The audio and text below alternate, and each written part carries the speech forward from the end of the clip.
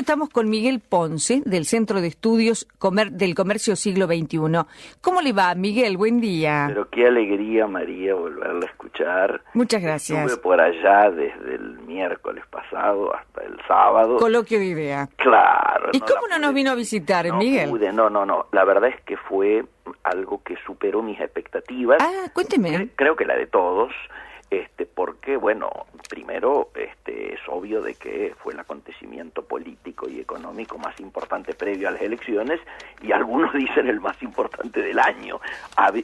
Inclusive uno de los que conoce más de los niveles de producción decía que ahí se había juntado el 85% del PBI nacional. Y claro, de la producción, del Producto Bruto, claro. Los representantes no solo de la industria, sino también del campo, ¿no es cierto? Claro. Los bancos, más los servicios. La verdad es que, para que tenga idea, hablando de idea, ¿no? La tarifa era, de los que se anotaban plenos, no los invitados, era de 27.000 pesos. Para participar del coloquio de idea había que pagar 27.000 pesos. Así es, y muchos que pagaron inclusive no pudieron entrar. No sé si me entiende a qué nivel llegamos. Ahora, claro. Pregúnteme, discúlpeme la repregunta, pero ¿le devolvieron la plata al que...? Supongo que sí, claro. Lo que quiero decir es que fueron absolutamente desbordados. Toda la capacidad de los 4 hoteles que tenían planteado para ocupar, más el salón. O sea, no se podía estar de la cantidad y las expectativas, particularmente, bueno, ¿por qué? Para debatir los principales temas, ¿no?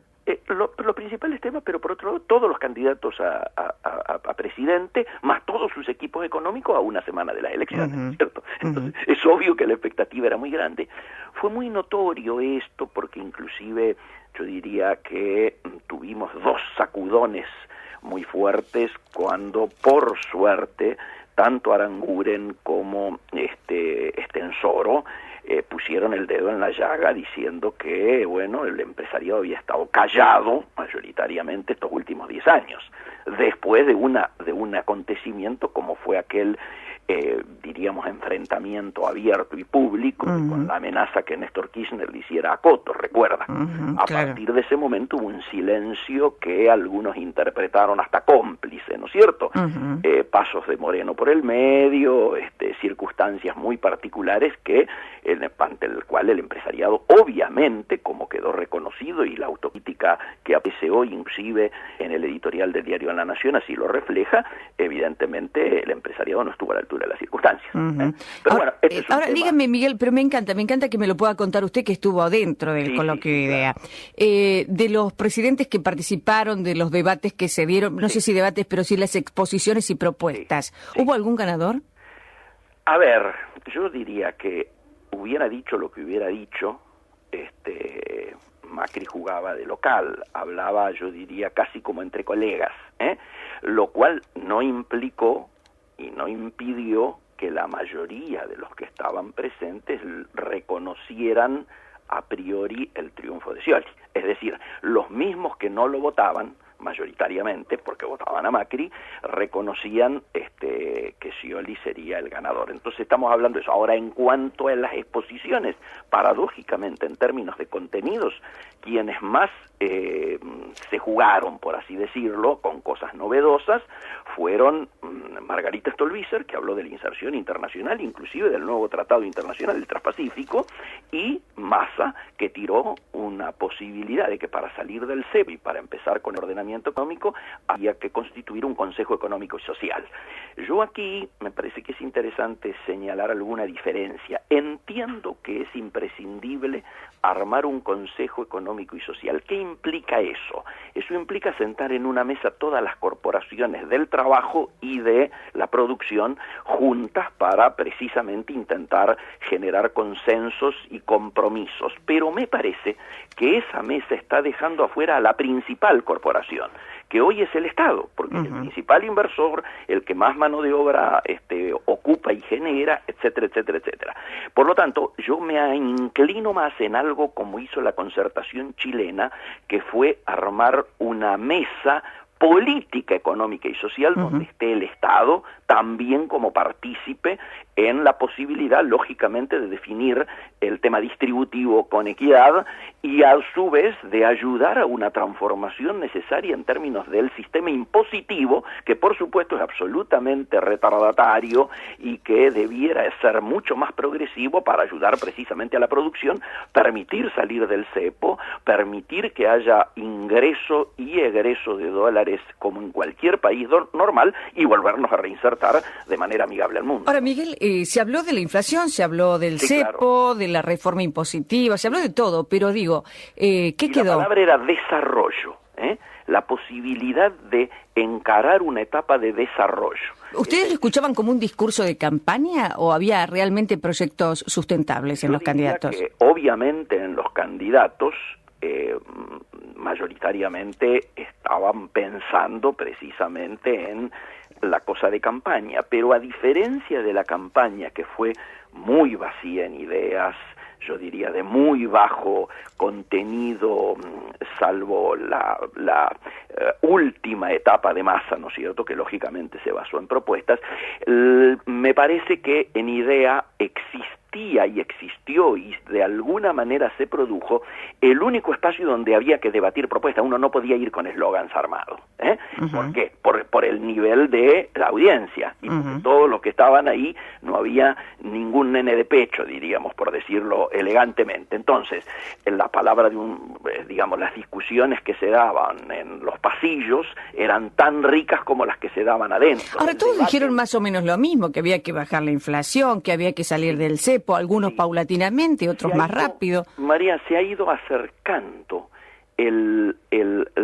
los puntos comunes y las coincidencias, y me parece que no hay una gran diferencia entre blanco y negro, sino que la diferencia es entre grises. Uno diría que el equipo económico de Massa, el equipo económico de Macri y el equipo económico del mismo Scioli, en términos generales han ido en un proceso de convergencia en las propuestas. Y en todo caso, el debate es shock, cuánto de shock y cuánto de gradualismo, pero también acercándose en ello. Yo le doy el ejemplo nuestro. Nosotros en el Centro de Estudios para el Comercio Exterior del siglo XXI tenemos reunido todos los equipos de comercio exterior de cualquiera de las alternativas que pueden ser gobierno a partir del 10 de diciembre. Hemos logrado transformar al comercio exterior en una política de Estado. Yo diría que hoy, para nosotros en lo individual, es casi indiferente quién gane, por las políticas que ya hemos logrado acordar. Esto se da en varios planos. El tema es que después se cumple la realidad, ¿no? En la práctica. Por supuesto, por eso ahí interviene la política y ahí interviene la posibilidad, ¿no es cierto?, de efectuar los controles de gestión que sean necesarios, que permitan que una política de Estado realmente pueda ser llevada adelante. Ayer, precisamente, en una ronda de charla política, como no puede ser de otra manera a esta altura del año. Esta semana sobre todo. Estamos hablando de lo mismo. Claro. Todos se debatía este tema, ¿no? La economía. ¿Cómo salimos del cepo? ¿Cómo se termina la inflación? Y era lo que usted decía, ¿es un shock? ¿Es algo rápido, abrupto? ¿O es gradual? ¿Qué tendría menos impacto, no? Vamos a analizar con las probabilidades tal cual los nombres se van conociendo. La designación de Batakis por parte de... Vamos a contarle a la gente que Silvina Batakis es la actual ministra de Economía de la provincia y quien decide, Scioli, hoy poner al frente del Palacio de Hacienda si llega a ser presidente. No casualmente lo hace a horas de haber estado en el coloquio de ideas. Esta fue la jugada para que al día siguiente todos en el coloquio hablaran de Batakis. ¿Y por qué Batakis? A quien en la intimidad le llaman la griega buena, en relación y a comparación a la otra griega, bueno, más Zipolitakis. Sí. Bueno, la elección de Batakis está implicando claramente una suerte de política de ajuste. ¿Por qué? ¿Cuál es el mérito de Batakis? El mérito de Batakis es que cuando el gobierno central, en comienzo de la gestión de Scioli, quiso ahogar financieramente a la provincia de Buenos Aires, recuerdan iniciar el año escolar con los maestros parados, sin arreglos, no girándole las divisas, el dinero que necesitaba la provincia de Buenos Aires, Scioli la designa a Batakis, que hace un programa, yo diría, por un lado de ajuste, pero por otro lado un fuerte impacto impositivo, recordaremos. Entonces, le permitió salvar y lograr una autonomía y autarquía a la provincia que inclusive incluyó financiamiento externo, salió a buscar financiamiento externo, en un momento en el cual el discurso hegemónico era el desendeudamiento. Sin embargo, la provincia de Buenos Aires se endeudó para poder salvar esas circunstancias. Algunos dicen que esta definición de Batakis como ministra está indicando que se repetirían nacionalmente algún tipo de estas propuestas. Y en este sentido, Batakis coincide con Bain, ¿no es cierto?, mucho más con Bain y con Blecher que con el propio Kicillof, es obvio. También se leyó, entre líneas, que Batakis podría hacer la tarea sucia de la primera parte del gobierno de Scioli. Así es, así como algunos hablan de segunda vuelta en lo político, también ya se está hablando de la segunda vuelta económica, es decir, una primera etapa de ordenamiento y shock y una segunda etapa de desarrollo con una cosa más acordada, donde aquí sí el tema del Consejo Político, Económico y Social podría llegar a tener un mayor sustento. Bueno, la verdad que usted me cambió totalmente de tema y vamos a hablar de los temas que usted quería, no hay problema. Pero no, realmente fantástico porque ha hecho una muy buena descripción de lo que ha sido el coloquio de idea. Sí, sobre todo cosas que a lo mejor no aparecen tanto desmesunadas desde los que somos desmenuzadas desde los que somos protagonistas siempre. Claro. O sea, yo llevo muchos años yendo y por eso le puedo comparar este último y darles las singularidades que tuvo en relación a los anteriores. ¿Pero qué se escuchaba dentro del coloquio? ¿Vamos a balotaje? ¿Gana Scioli en primera vuelta? ¿Qué es lo que se escuchaba? Yo tengo que reconocer que, insisto, la mayoría, Scioli jugaba de local, pero la gran mayoría daba por sentado un triunfo en primera vuelta. ¿Scioli jugaba de local? ¿Y? ¿Por qué jugaba de local? Porque la mayoría de los empresarios, de todos los candidatos con el que más, diríamos, coincidencias tenía previas, hubiera dicho lo que hubiera dicho. Scioli es mirado casi como un colega por los empresarios. Entonces, digo, juega de local desde esa perspectiva. ¿Me está hablando de Scioli o de Macri? Perdón, de Macri. Porque por eso me extrañaba, porque estaba hablando, claro, Macri como empresario. En reales, porque él siempre es el dueño de casa, porque claro, puede hacerse en la provincia de Buenos Aires. Claro, pero desde lo empresarial era, claro. Pero Macri. el reconocimiento de los que votan a Macri es que Scioli ya ganó. Este es el tema. O sea que se hablaba más de la segunda vuelta económica que de la segunda vuelta política. Mire usted, qué dato, qué buen dato, ¿no? Sí, es así. Pero de todas formas, bueno, tenemos que esperar las elecciones para ver qué es lo que va a suceder, ¿no? Desde ya. Lo que también se comenta mucho es qué va a pasar con el gobierno de Scioli, si va a ser muy similar a lo que ha dejado Cristina, o si va a diferenciarse y será el sciolismo y no el kirchnerismo, ¿no? Yo creo, María, que cualquiera sea el triunfador de las tres principales alternativas, ¿no es cierto?, planteada, todo va a ser más amigable que lo que se está viviendo, y por eso nuestro reclamo a un ministro de Economía y a un presidente del Banco Central, que nos van a dejar un Banco Central con menos reservas que las que recibió Néstor cuando nos dijo que estábamos en el infierno, es que por lo menos en este tiempo que queda no hagan nada.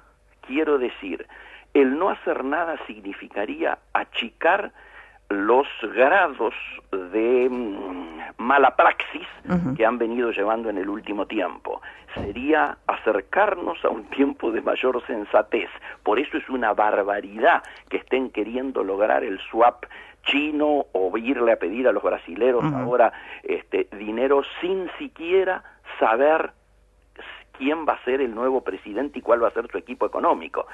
Por suerte los chinos le han dicho esperemos las elecciones y después hablamos. Claro. De la misma manera que es una barbaridad pretender sacar aprobado el presupuesto esta semana sin tener en claro de que los que lo están firmando o logrando son los que no lo van a administrar el año que viene. Estamos hablando con Miguel Ponce, del Centro de Estudios del Siglo XXI, de Comercio del Siglo XXI. Dígame, Ponce, cuando hablaban del dólar, ¿de qué dólar hablaban? ¿Qué dólar quedaría con cualquiera de los tres presidentes? Yo creo que nos acercamos más al valor del actual contado con liqui, contado con liquidación, que y ahí hay dos. Esto tiene que ver con los tiempos. Hay un tiempo en el cual se va a mantener el desdoblamiento, ¿no es cierto?, del mercado cambiario en el oficial y un paralelo, lógicamente acelerando la devaluación y achicando la brecha. La brecha ayer llegó al 70% de nuevo, María, y eso es una barbaridad. Claro, 16-11 cerró, ¿no?